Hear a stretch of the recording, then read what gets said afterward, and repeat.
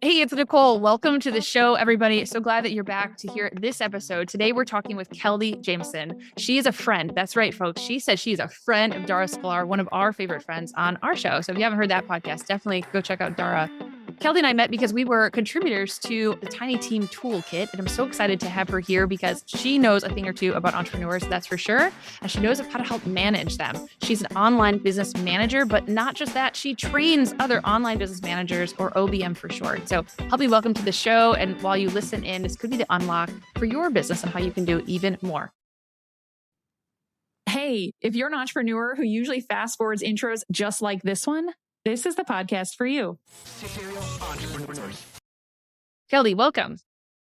Thank you so much. It's such a pleasure to be here. And I love Dara. She is such a pleasure to listen to. So I also recommend that they listen to the previous podcast with Dara because she's just a fabulous person.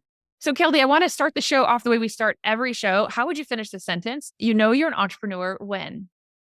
You know you're an entrepreneur when you're always on, when you're doing all the things in the business. You've done everything from cleaning the toilet to loading the coffee machine to doing the social media to talking to the clients and building your team. And you're always thinking and always on when it comes to your business. Oh my gosh, it's so true. You've probably done all those things maybe this morning. For sure. And it's going to keep going probably right into the evening, right? My brain will never shut off. Yeah. So let me pin you right next to one of our other favorites on the show. But first, tell me, are you friends with him? Gary Vaynerchuk? You know Gary V? I know who that is, but I am not friends with him. So unfortunately, there's no in there. There's no in yet. Not yet. Okay, not yet. Because Gary is one of our favorites, and we might have to pin him and Dara up against each other if he were to come on the show. When he comes on the show. For sure, one of our favorite serial entrepreneurs. He recently said in a reel, he was sharing with a business owner who had just lost their best right-hand person, on how the guy was telling him how he's got to hire somebody new. And he's thinking about this one kid that likes the type of business, but he's not sure. And Gary, he was like, no, you need to hire him and one more. And I felt like there was this moment that's like audible gasp in the room. It didn't happen, but I felt it as a business owner being like, oh, why I gotta hire two? Like finding one is hard enough as it is. He said, you have to because you didn't have a backup, or you just have to eat crow for 6 months and just know that you do everything in your business. And so Gary Vee is saying the exact same thing that you are saying right here, that we do it all. We know it all. We're always on, no matter even when we're off. I think Matt has an example of when we're off sometimes. Like even when you're trying not to be on, like you're out for the night, you're on a date, you're with your wife or you're out with your spouse or whatever. And yet you're thinking about, oh, well, what about their business? What about their deal? What about their menu? What about their staff? That's how you take your mind off of it, even when you have the chance. Absolutely. Yes. So tell us, what do you do and what businesses do you own? So we have two businesses. So I'm an online business manager and I'm a licensed trainer for the International Association of Online Business Managers. I own a business called OBM Leadership Academy. So I do coaching and mentoring. I'm more of a mentor. I love that part. I feel like I am training the next generation of online business managers to help entrepreneurs so that they don't have to always be on, so that they can actually start to focus on growing their business, maybe spending some time with their family at a restaurant out somewhere, maybe having a hobby, just whatever it is that they need space for. And most of us lack that space for creativity and just relaxation. I've already been doing this for 10 years and I became a trainer so that I could actually start to travel the world pre-pandemic. My husband and I actually own another business as well in the offline world. As an online business manager, what we do is in our name, we manage your business. And I actually felt like I couldn't be the type of online business manager I want to be, which is like all in, right-hand partner, like I'm right there with you. I can't do that if I travel with my husband, because my husband is a go to some place that you've never been before, get up at 6, go to bed at 8, and you just get up and do it again the next day. You're just on the road hitting it. So I became a trainer so I would have more opportunity to mentor and not necessarily have it affect someone's business that I'm a partner in. I wanted to make sure that they're held with whatever it is that they need. So we have two businesses. So one is the OBM Leadership Academy. And then we have one business where we make, this is really technical, electric motor starter panels, the gray boxes with the green and red buttons, the stop and start and things like that, that turn motors on. I'm, doing the financial stuff for him, talking about processes and things like that. I cannot get that out of my brain. So Matt, when you said the restaurant, like, why are they doing that? I literally pick apart every process. Yes. Exactly. I have to quiet the Karen in my head because that's what I feel like now, because I feel like if I say anything, I'm going to be a Karen, but I can literally see how you could do it better, more efficiently, less stress. Oh my So, gosh. Keldie, help me understand something. What is OBM? Like, is that something that could help me as a lawyer? Is it more for, as you said, online? Yeah, online business managers are like your chief operating officer. Typically in the online space, our businesses are smaller, less team members, more automation and tools are helping us. So the team isn't necessarily as big as it would be in the offline space. You don't have customers walking in off the street, so you don't need an office, that kind of thing. But yes, lawyers, bookkeepers, construction are now starting to use online business managers to manage the back end of their business as well.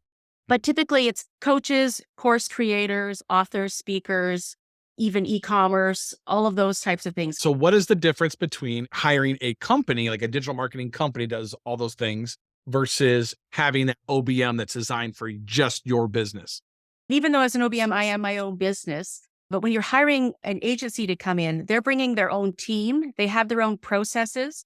And you're hiring them because they have a system that's going to work for you. They're coming in to help with whatever systems you need to get done. So whether that's digital marketing or social media, they're not typically coming in to manage the business as a digital marketing agency or a digital agency. An online business manager is literally coming in to be your partner. We're going to run your team meetings.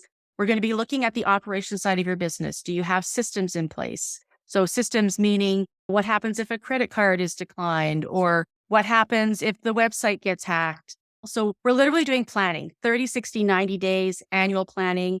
We are helping our clients stay focused on revenue versus cost savings. We want to take that on. We want to leave our clients in revenue generation mode. How do you make more money? We'll look at saving money because a lot of times entrepreneurs will start to look at saving money and they go into a spiral.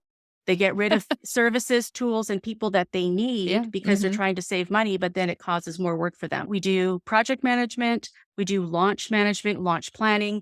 We don't typically do strategy. We implement the strategy. We can give you our experience as a strategist, but we know strategy from the perspective of how to implement it. And then to say, we don't really have the tools for that. Do we want to get that tool? Do we need to tweak the strategy? And we're there just to take things off their plate. So approvals, like when we get to know the business, we'll know when a team member brings us something that, no, that's not good enough. That's not what we're looking for. Or if a client says, hey, we'd love to have you on our podcast. As an example, if we were working with someone who was a functional health doctor that's vegan and somebody wanted to come onto her podcast that is all about keto with meat and bacon, I would just like, no, I'm sorry, they're not a fit. We get to know the business.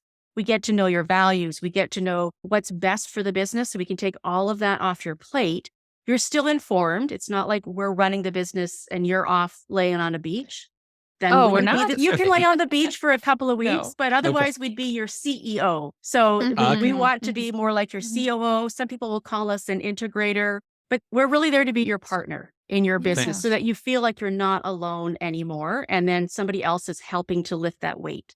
So informative because really online business manager was usually those that were in the online world. But what you're saying is you're really business managers. And it's just that you are working online and virtually anymore, that you can work with anybody. And then it sounds like you have like a whole lot of proteges because you mentor them, right? You have a whole lot that you could even refer. So somehow in the source of this call, I'm sure by the end, we're going to find out if we realize that we need one, that you could point us in the right direction. I always love to refer, just so everyone knows, even when I was an active online business manager, I got all of my clients through either the RFP process through our association, the directory, or word of mouth referral. So always referring, always connecting. Recommend that for any entrepreneur.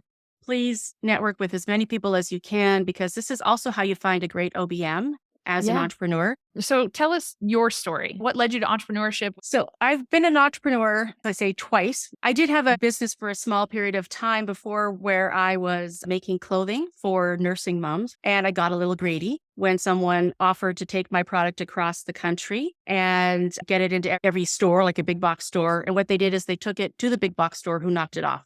And I didn't have a contract. So I quickly learned about reading contracts and having agreements and thinking about your business and planning your business and not just getting all excited about the potential for cash and literally just leading from money instead of leading from what do I really want? Are they matching my values? All these things. So when the opportunity came for me to leave corporate again, I decided I was not going to find another offline job. I wanted to reconnect with my children. So Here's the story. And it is interesting because my daughter, who might hear this, probably doesn't even know that this happened. So when she was younger, she stopped instigating hugs with me. And I noticed. So if I hugged her, she would hug me. It wasn't like she was running away, but she stopped just running to hug mom and do that sort of thing. I decided I was going to be a virtual assistant, or a VA, sometimes we say for short. Mhm. And I took courses while I was still working as a GM to learn how to do a WordPress website and all these technical things. I hated every minute of everything I was learning. I'm not afraid of tech, but I don't really like pushing all the buttons. I love people. I love planning. I love organizing. That's really where my heart was.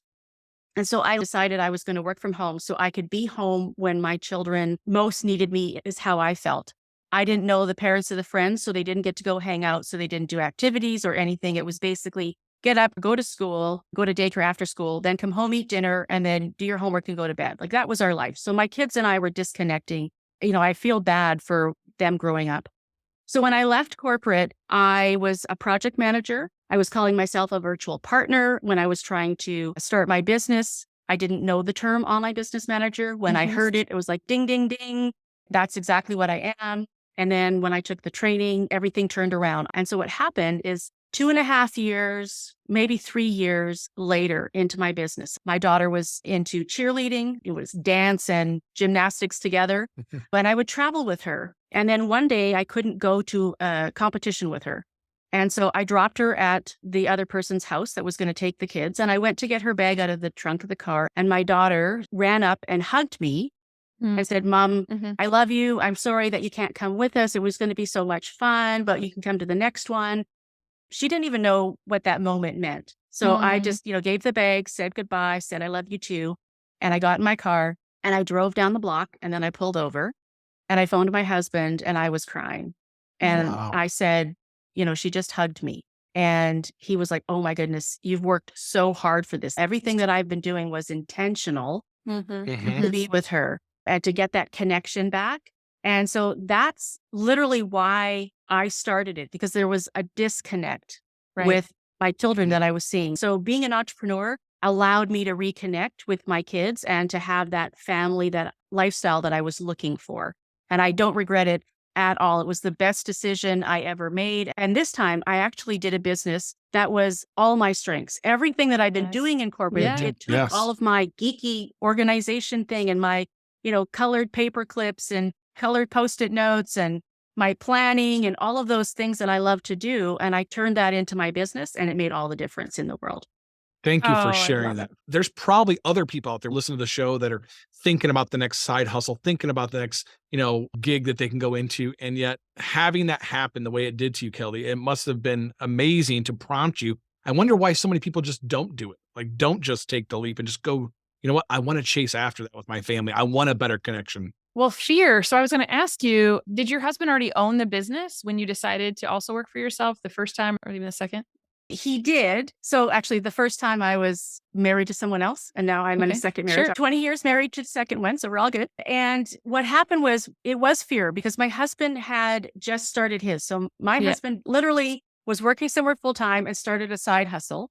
And when his incomes matched, then he dropped the full-time job, which meant our income went down a lot too, because it's all of a sudden you're making all this money. And he was into his business full-time by himself for approximately, 4 years into that. And I was helping him with, the bookkeeping and all of that in the business.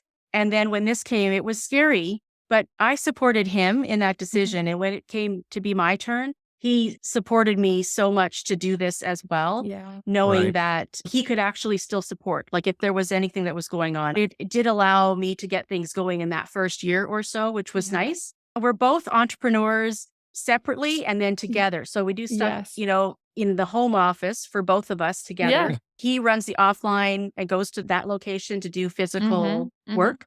And I stay home in my nice, quiet, well-equipped, exactly. Yes. Was there an experience that gave you the confidence? Because you agree that it's fear, right? I mean, Matt, women in business, man, it's a lot of guts. Like, we have a whole lot of messages to overcome. So is there somewhere else that you drew on the confidence to be like, I'm going to do this? Or was it just the honey bun that you're like, if he can do it, I can do it? My parents were both entrepreneurs. So I grew up in that. Yes. I did get to see husband and wife working together, which was not necessarily that great. Same. It was very difficult. And I didn't realize until I was more in the business with my husband, like I was starting to do the day-to-day with my husband in that business. And then I had to pull out because the marriage was more important than that. It was better for him to hire someone. He and I do not speak the same language. I come from a bookkeeping background, so I have very literal terms of things I use. And his is not the same. It can be difficult with a spouse. My mom went from working with my dad, and then they ended up, getting a divorce, and she remarried. 33 years. She is a midwife, and she's been doing that for a long time. So I guess I always knew I could do it. And it's interesting when my husband and I travel. Whenever he sees a young person that says, one day I'm going to do this, he's like, just stop it and go do it. I wish I started 10 years before. That's such good advice because it's so incredible. You said, and it was just so easy off your tongue. You were just like, I guess I always knew I could do it. You did. You did. You always knew you could do it because when we live with entrepreneur parents, even those that also get divorced, they instill in us with words and without that, hey, you can do anything. When I expressed wanting to do my own business, my mom was right there to encourage me to go ahead, just get going. You can do it. And there was no fear. I mean, when we grew up, this was back a long time ago. So we didn't have fax machines or anything like that. But I was in the basement, like cranking out the machine that would print the flyers and piles on the floor and stapling them. Why do I like organization and that kind of stuff? Because I literally was like 9 or 10 years old. And that's what I grew up doing for my parents' business. It was just part of it. Man, entrepreneur parents, they're so special. We learned so much from them so early on. Okay, so tell me something that people would be surprised to learn about you in your early days of entrepreneurship. Oh, well, that here I am, it's kind of like the cobbler's children have no shoes. So sometimes I don't look as organized as I like my clients to be because I give everything to my clients first. And I think a lot of entrepreneurs do that. It's almost like a mother thing where we put ourselves last. But I even think as entrepreneurs, especially when we're first starting out or when we're looking for clients, we give so much to our clients that sometimes we don't give those same things back to ourselves. Absolutely. I always say to my wife, it's because we pay like crap, me and her, compared to my clients. I love that. That's a great reason. Oh my gosh, I love it. What is the most difficult thing about owning multiple businesses or launching different products as you talked about? I just feel like my mind maybe is a little bit pulled between the two. And sometimes, when I have to file the taxes every quarter, whatever, sometimes I'm like, really, why do I have to file your taxes and this taxes? What about in your business, the academy itself? What's an obstacle that you experienced there and how do you overcome it? Well, there's a couple obstacles I have. One is social media for me, because I literally end up down a rabbit hole. And so I tend to avoid. And so that obstacle for me is trying to make myself do the things that I don't like to do. And then trying to build a business where virtual assistants and people leaving corporate that have experience similar to mine, operations, administration, want to come in and become an online business manager. But they are taking longer to make that decision. So my runway for launching has to be a lot longer. There's a lot more education. And at the same time, I'm trying to balance what my husband and I started our businesses for, which was really to be able to retire or semi-retire and travel a lot.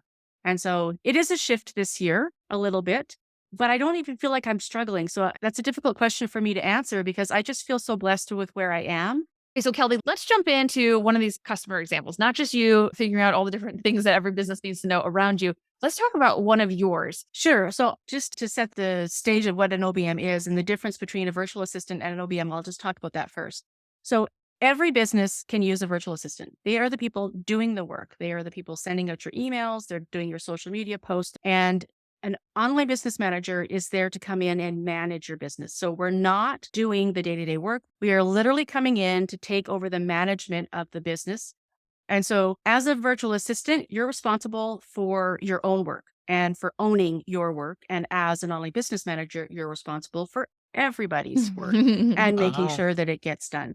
So while every business could benefit from an online business manager, not every business is ready for an online business manager either. So I want to be very clear. I cannot do my job as an OBM without a virtual assistant. I make sure that I am in there to help you plan. I am there to run the team, support the team, and serve the team, because a lot of times entrepreneurs are not the best with their teams. And I'm making sure that everything that needs to get done is done at the right time by the right people. So that's the difference between the two.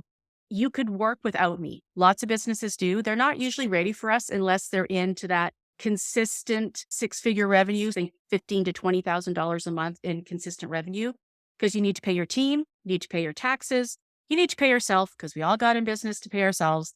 And then you can pay a business manager to come in and start taking more off your plate. So you want to be in a consistent place with an online business manager, because we want to be in your business long term. And so you need to feel that you're in a spot where you can have that support and pay for that support at the same time. So yeah, I would imagine it only gets better with time. Do you have like minimum contracts maybe that you suggest? Because like I would think like you wouldn't really get the most benefit out of it unless it was like a 6-month commitment or a 12-month commitment. Right. So we usually do a 3-month dating period where we find out if you're a fit for us and you find out if we're a fit for you.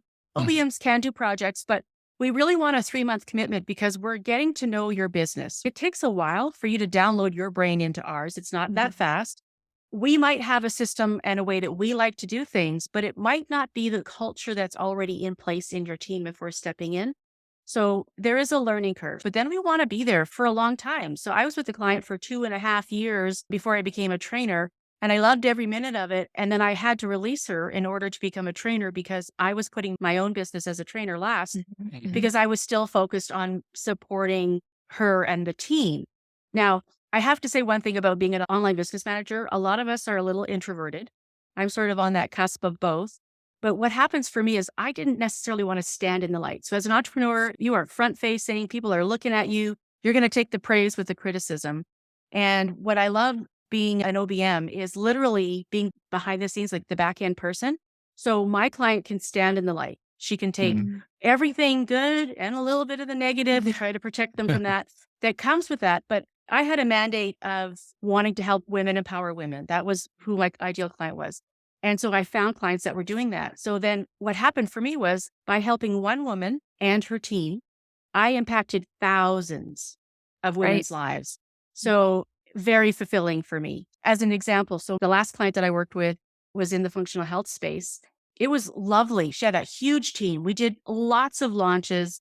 She had a mission to train not only practitioners, but she was helping consumers. So in order to impact multiple, like hundreds of thousands of women, that's her goal, was hundreds of thousands to millions of women's lives. She not only helped consumers, but then she had to train practitioners and literally was certifying people to do that. For me, it was so nice to be able to just run with the team. So what is the messaging that we want to do? What product are we helping people with right now?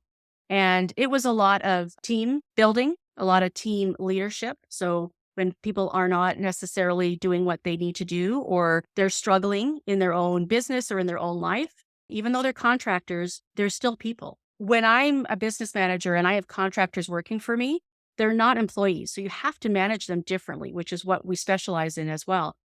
But part of that is so that we're their favorite customer, because when you're their favorite, they will do things for you in an emergency or always do your work first. So I try to lead a team from that perspective. So we did take her team. We were looking to grow the business up to, I think, 2.2. She was at 1.6. We weren't trying to double the business. There was a lot going on. There was always about 10 people that I was talking to at any given time. We lived in our project management tool. We had weekly team meetings. I would meet with my client at least once a week, maybe more. And I was always like, what's on your plate? She lived by her calendar, which I think gave me a little bit of PTSD. I have to say, I love white space on my calendar now. She lived by her calendar, like literally like when she got up until she went to bed, and we would schedule her lunch and her exercise and try to find spots to put it in because she had so many things on her plate of teaching and calls. And then we started to hire associate coaches and other coaches to help take things off her plate. But what I liked in the end was she got her book published. She was on, oh my goodness, we were promoting a summit or some kind of a thing that she was speaking on at least once a week. So think about that, 52 weeks. And sometimes we would have to move things and she'd have 2 or 3 things being promoted in a week. It was a lot of fun and it was a lot of work, but I thoroughly enjoyed it. The impact that we were making on lives just really fulfilled me. And it was a sad day when I had to leave the team. There were tears, even though there was like months' notice. She was all supportive of me, even to transition and do more training. And we tried to work it out. And in the end, I just ended up working longer hours and then taking the next day off and didn't want to work on my own business. So it became a rip the Band-Aid off thing for me. So many entrepreneurs need it to have the support. I could see on her face that she felt heard and supported. Just to see the relief on her face that I got it, that I was Mhm. there to support her, that I believed in everything that she was doing, and that I felt fulfilled working with her and the team and the impact we were having. Let me ask you this then. If you are the person that is thinking about hiring an OBM, what's some advice you'd give to that business owner? An online business manager can start in your business sometimes as little as 5 hours a week. That's not my favorite space, just to be honest. I'm very practical. I think an OBM can make a bigger impact and actually help you more if you are hiring someone for at least 10 hours a week in Okay. your business. When I worked with that last client, we were literally at like 25 to 30 hours a week on her business for me. If you can hire an OBM, I do encourage it, but please make sure that you're ready financially as well and mentally. But if you're always going to micromanage because you can't let go and you haven't got coaching around learning how to let that go, it's probably not going to be successful. You'll be tempted to give your online business manager virtual assistant tasks. Well, the Right. rate of pay is different. Nobody's going to be happy because that's not their zone of genius. So it's really about knowing when you're ready. When you're feeling that bursting point, when you really do want to delegate, maybe your coach is telling you it's time to hire an online business manager. That happens. But you want to look for someone that can actually make an impact. I have a lot of people that say, I just want an OBM to come in for 2 hours a week. I'm like, what, to check your email? Like, I don't even understand what we're going to do in 2 hours. It's not enough. So I really want entrepreneurs to think about how much time are you spending managing your team, answering the little questions, worrying and checking if things are Yes. getting done in the project management tool. If you don't have a project management tool, why not? You need to get one.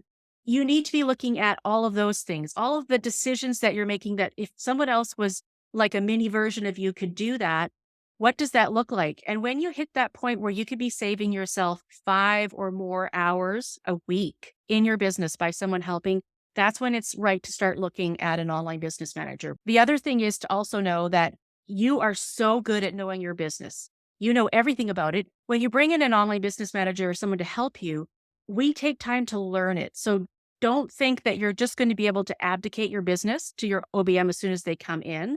You're training them to learn about the business the way you want it to run, what you've been doing in the past. What are your values? How do you make decisions? What's the team culture, or what do you want it to be? And it's going to take time.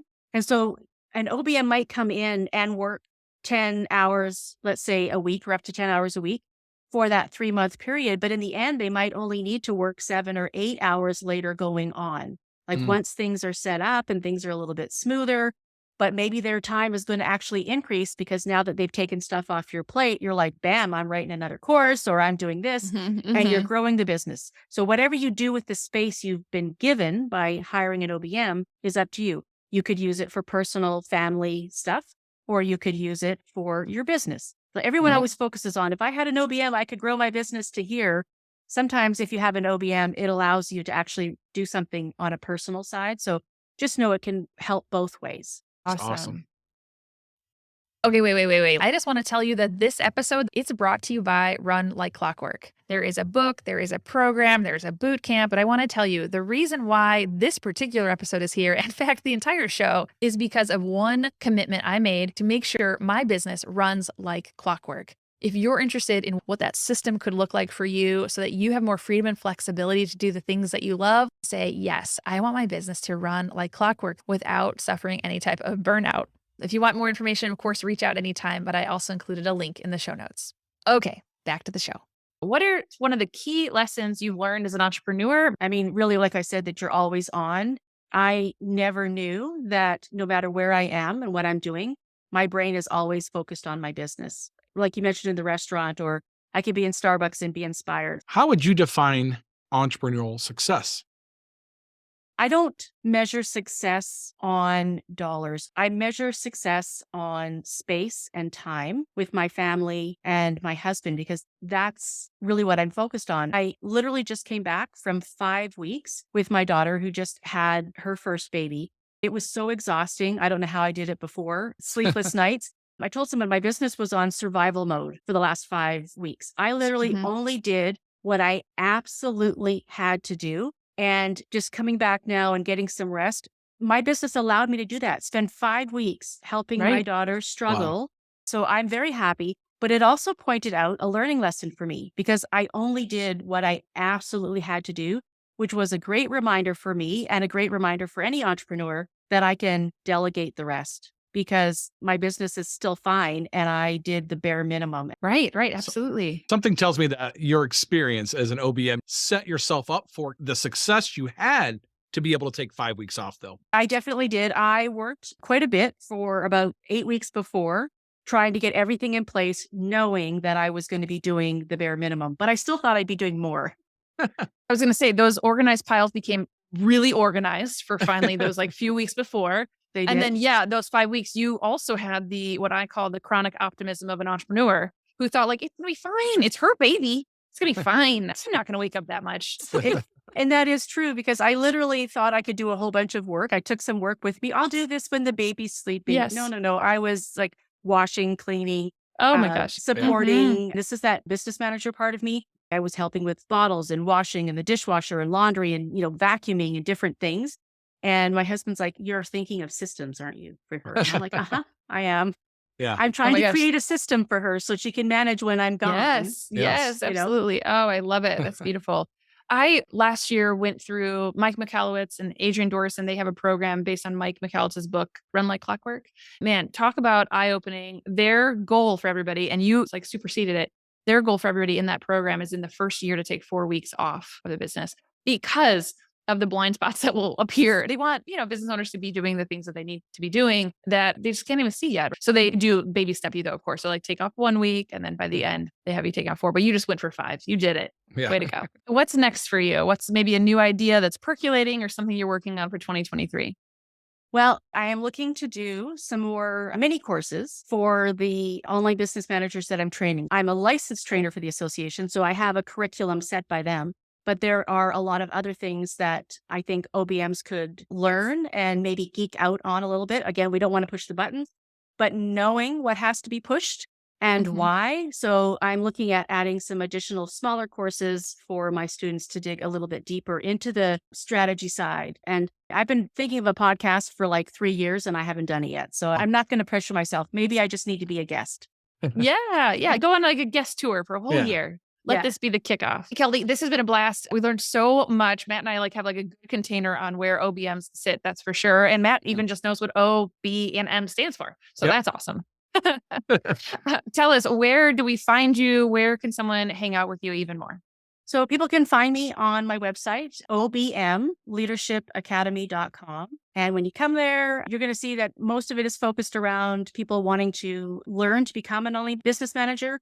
But there is also a OBM Essentials kit that someone can download. There's the course curriculum. So if you have a team member that you would like to step up into the OBM role, you can put them through the training as well, because sometimes it's really nice to promote from within a team member who's been with you for a long time and understands your business. So that's another great way to... I'm so glad you said that. I meant to ask earlier, what is the friction between maybe team members that you've had and when you bring in an OBM? And you just answered it perfectly, that they could get resources and learn what you know.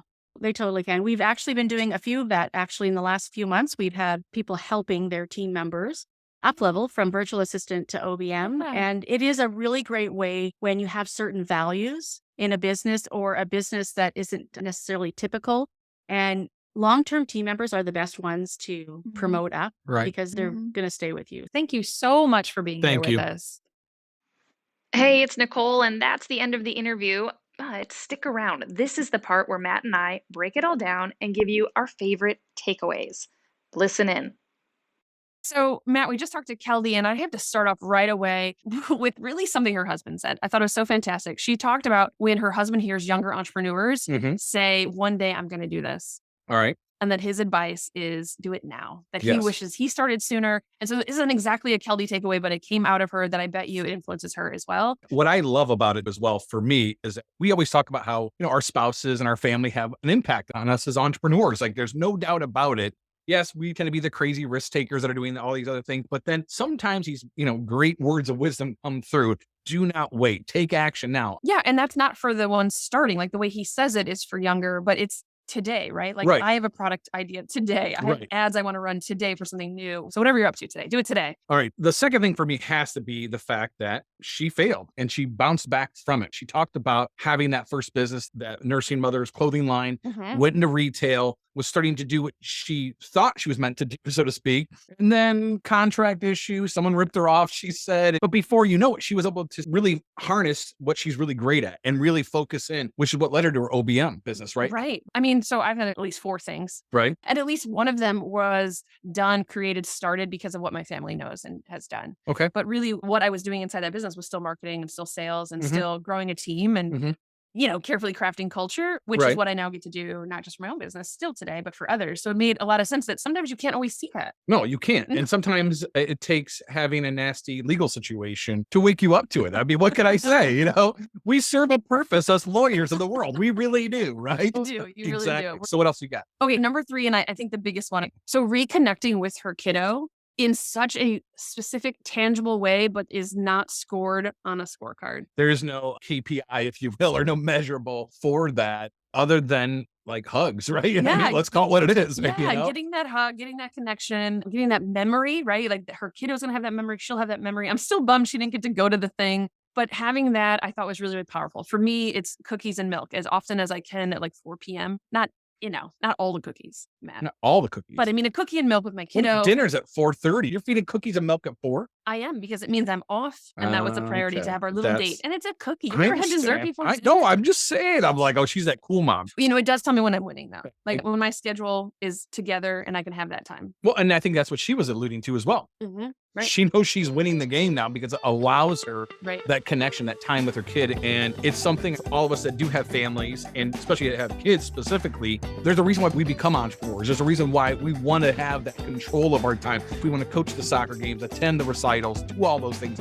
We get to do them, right? Right. I mean, we're not stuck in some huge tower in downtown, wherever. Right, absolutely. Thanks, Keldie, for being here. And thanks for you for listening to us. You know what we always say, if you're listening, Keep listening.